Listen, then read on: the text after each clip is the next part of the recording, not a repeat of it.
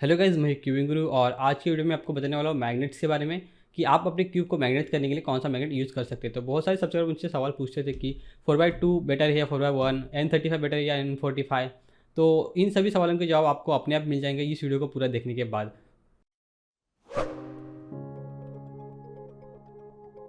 तो स्टार्ट करते हैं मैग्नेट्स के बारे में जानते हैं पहले कि मैग्नेट्स क्या होते हैं। तो आप जैसे स्क्रीन पर देख रहे हैं कि हमारा डिस्क मैग्नेट है नियोडियम, जो कि नॉर्मल मैग्नेट से स्ट्रांग होता है।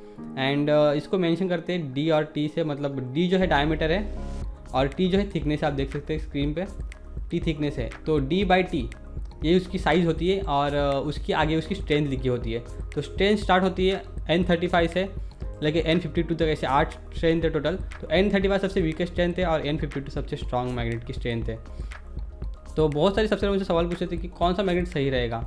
तो दोनों का मिला के एक मैग्नेट बनता है, मतलब साइज़ भी मैटर करती है। साइज़ जैसे बड़ी होगी मैग्नेट स्ट्रांग होगा और स्ट्रेंथ बड़ी होगी तो मैग्नेट स्ट्रांग होगा। लेकिन 3x3 का सबसे स्ट्रॉन्गेस्ट मैग्नेट 4x1 के सबसे वीकेस्ट मैग्नेट से स्ट्रॉन्ग है कि नहीं, ये बहुत लोगों को पता नहीं होता। तो इस वीडियो में आपको मैं वो भी बताने वाला हूँ। तो इसके लिए एक साइट है, ये KNJ मैग्नेट, इसकी लिंक मैं डिस्क्रिप्शन में दे दूँगा, kjmagnetics.com। तो यहाँ पे आप इसकी स्ट्रेंथ पता कर सकते हैं। तो आप यहाँ पे एक स्क्रीन पे देख सकते हैं कि यहाँ पे पहले आप ग्रेड सिलेक्ट करनी होती है। तो हम यहाँ पे N35 सिलेक्ट कर लेते हैं। देन डायमीटर, तो डायमीटर हमें चाहिए 4 का, क्योंकि पहले जो होता है मैग्नेट की जो साइज़ होती है 4/2 लिखी होती है। तो पहला डायमीटर आता है। देन यहाँ पे है इंच और mm का ऑप्शन, तो हम mm में रखेंगे एंड यहाँ पे 2 करेंगे तो 4/2 मैग्नेट की स्ट्रेंथ हमें मिल जाएगी। और यहाँ पे जो है डिस्टेंस लिखा होता है, तो जो दो मैग्नेट के बीच का डिस्टेंस है वो हमें लिखना होता है। लेकिन क्यूब की जो साइज थिकनेस होती है वो हम कंसिडर नहीं कर रहे हैं यहाँ पे, क्योंकि हम सिर्फ मैग्नेट्स को कंपेयर कर रहे हैं। क्यूब में डालने के बाद तो अपने थोड़ी थोड़ी सबकी कम हो जाएगी स्ट्रेंथ, क्योंकि थोड़े डिस्टेंस पे जाएंगे। तो यहाँ पे सिर्फ हम 0 डिस्टेंस पे कैलकुलेट करेंगे। तो यहाँ पे हम देखेंगे कि पहला जो है मैग्नेट और स्टील प्लेट, तो इसकी ज़रूरत नहीं है। ये बिटवीन 2 स्टील प्लेट, इसकी भी हमें ज़रूरत नहीं है। हमें ज़रूरत है इस पार्ट की जहाँ पे मैग्नेट टू मैग्नेट का जो है मैग्नेटिक स्ट्रेंथ दी गई है। यहाँ पे आप देख सकते हैं कि 0.64 LB, तो ये इसकी स्ट्रेंथ है 0.635।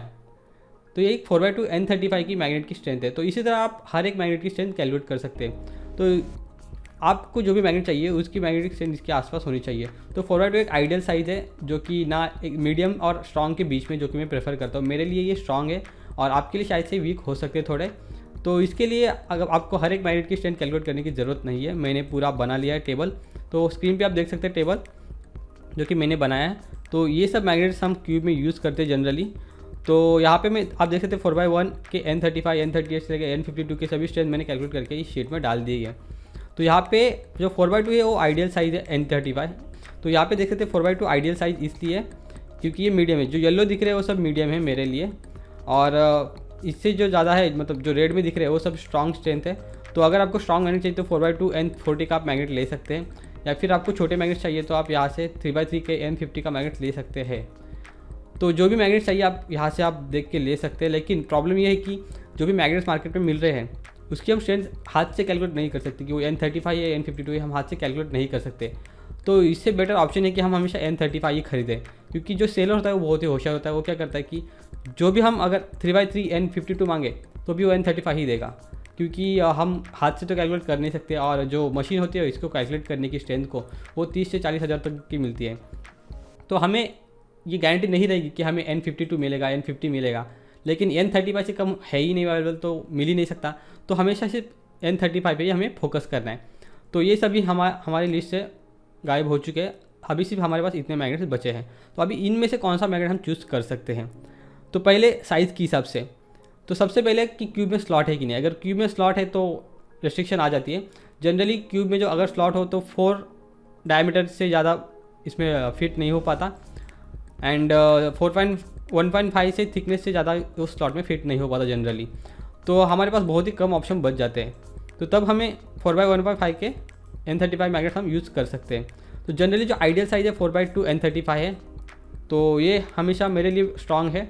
और अगर आपको थोड़े और ज़्यादा स्ट्रॉन्ग चाहिए तो आप 4/3 के ले सकते हैं, या फिर 5/1 के 1.5 के ले सकते हैं, जो कि येलो में दिख रहे हैं आपको।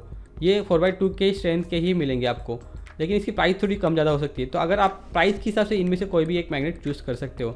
अगर आपको पैसे बचाने तो आप 3/1.5 के मैग्नेट या फिर 3/2 के भी मैग्नेट यूज़ कर सकते हैं। लेकिन जो ग्रीन में है वो वीक स्ट्रेंथ वाले हैं और येलो में जो है स्ट्रॉन्ग स्ट्रेंथ वाले। तो यहाँ से आप कोई भी मैग्नेट की चेन जो है चूज़ कर सकते हैं। सिर्फ अभी बात करते हैं क्यूब के प्लास्टिक की। तो क्यूब की जो प्लास्टिक है उसमें भी डिफरेंस होता है।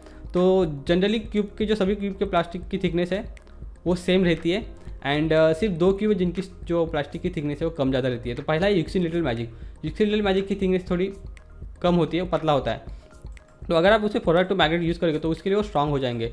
तो 6.635 से कम में, जैसे कि 0.5 जो कि इस साइड में आ जाएंगे, तो वो हम ले नहीं रहे। तो हम इनमें से कोई भी एक मैग्नेट यूक्सिन लिटिल मैजिक के लिए यूज़ कर सकते हैं। बात रही RS3M जो पुराना था उसकी, तो उसकी प्लास्टिक जो है बहुत ठीक है, तो उसके लिए हम 0.635 वर्क नहीं करेगा। हमें 4/3 या फिर ये इनमें से कोई एक मैग्नेट हम यूज़ कर सकते हैं। लेकिन उसमें स्लॉट है, अगर स्लॉट में फिट नहीं हो पाए वो मैग्नेट्स, तो आपको छोटे साइज़ वाले मतलब 4/2 के ही स्ट्रॉन्ग मैग्नेट्स हमें यूज़ करने पड़ेंगे, जो कि बहुत ही ज़्यादा स्ट्रॉन्ग है। तो इस तरह आप मैग्नेट की स्ट्रेंथ कैलकुलेट कर सकते हैं। तो ये वाले जो है 0.635 इसको बेस में रख के, मतलब ये आइडियल साइज़ है। अगर आपको कुछ पता नहीं है मैग्नेट्स के बारे में तो आप सिर्फ इसको चूज़ कर सकते हैं। बाकी आपको वीक चाहिए तो आप ग्रीन में से चूज़ कर सकते हैं कोई भी, और स्ट्रॉन्ग चाहिए तो रेड में से चूज़ कर सकते हैं। मैं नहीं चाहता कि आप इस पार्ट पे भरोसा करो, क्योंकि पता नहीं कोई आपको ओरिजिनल मैग्नेट देगा या नहीं। मैं चाहता हूँ कि आप सिर्फ इस पार्ट पे भरोसा करो कि N35 पे, N35 से कोई भी आप एक मैग्नेट चूज़ कर सकते हो। तो ये वीडियो थोड़ा भी अगर आपको यूज़फुल लगा हो तो लाइक ज़रूर करना और सब्सक्राइब करना मत भूलना।